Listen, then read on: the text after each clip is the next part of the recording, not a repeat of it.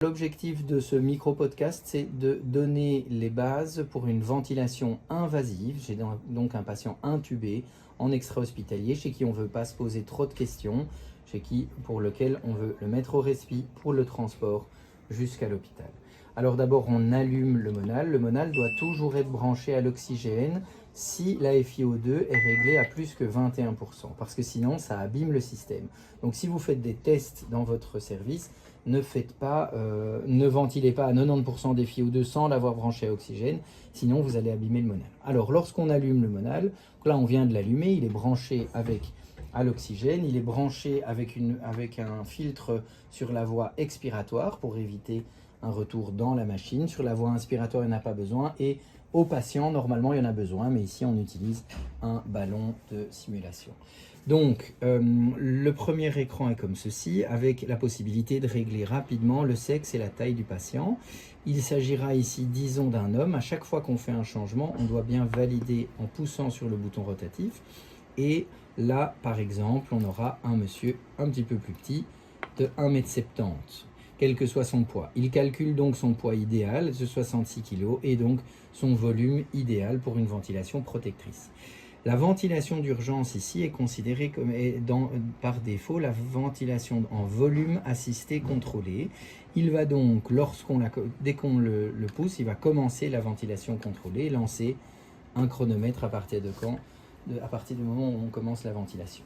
Ici, il va donc ventiler à une FiO2 spontanément de 50%. Cette FiO2, la plupart du temps, lorsqu'on vient d'intuber le patient, on va la monter à 90 ou 100% en attendant de pouvoir voir la réponse du patient, la qualité de sa ventilation, etc.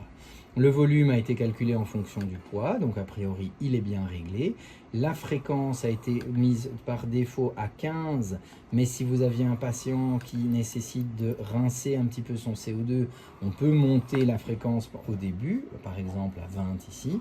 La pipe est réglée à 5, on peut clipoter avec, mais dans un premier temps, ce n'est pas forcément nécessaire. Le rapport I sur E à 1 sur 2 d'emblée semble bien, même si on va volontiers le changer pour un patient obstructif, genre BPCO. Et le trigger, on voit qu'il est réglé à 5 litres par minute. Un trigger réglé à 5 litres par minute, c'est un trigger qui est plutôt difficile, c'est-à-dire que le patient doit déclencher assez fort, avoir suffisamment de force respiratoire que pour déclencher ça, ce qui est une bonne chose parce que ça nous permet de ventiler correctement et de ne pas avoir d'auto-triggering à cause des bosses de la route, ou voilà, de ne pas déclencher d'assistance volume trop facilement. Donc, on conseille de garder à 5 litres par minute dans un premier temps. Votre patient actuellement est encore curarisé. Ensuite, on le ventile comme ça, on est plutôt content, d'accord? Et puis à un moment donné, le patient va commencer à respirer lui-même et respirer contre le ballon.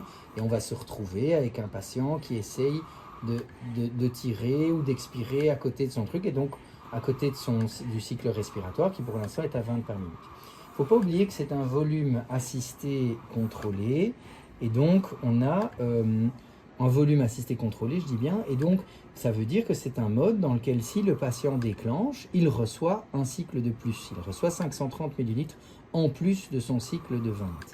Par contre, s'il déclenche plus vite que la fréquence qui est réglée, eh bien, la fréquence qui est réglée servira de fréquence d'apnée, en fait, de fréquence de backup pour que le patient ne fasse pas d'hypoventilation trop importante et qu'il reçoive ce qu'il faut. Mais donc, le problème qu'on va avoir souvent quand le patient commence à respirer, c'est que la fréquence qu'on a réglée un peu trop haute va rentrer en compétition avec la fréquence spontanée du patient. Donc, on va à ce moment-là, pour régler ça, on va diminuer, peut-être pas à ce point-là, mais diminuer à 10 par exemple la fréquence respiratoire demandée à la machine.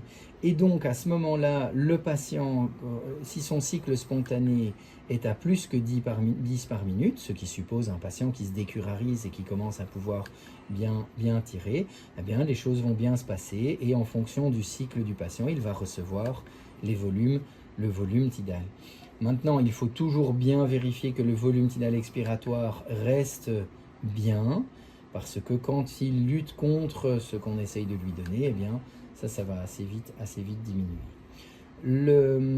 lorsque le patient a bien repris, soit il est bien stable comme ça, soit on aura envie de passer à une ventilation en pression, ventilation spontanée aide inspiratoire, d'accord, faut bien valider, et à ce moment-là, il va passer dans un mode où il est en pression, mais il repasse à 50% des FiO2 avec une aide inspiratoire de 15 avec une pipe à 5, donc 5 plus 15, un trigger qui lui diminue à ce moment-là et une fréquence minimale qui est vraiment la fréquence d'apnée pour le coup.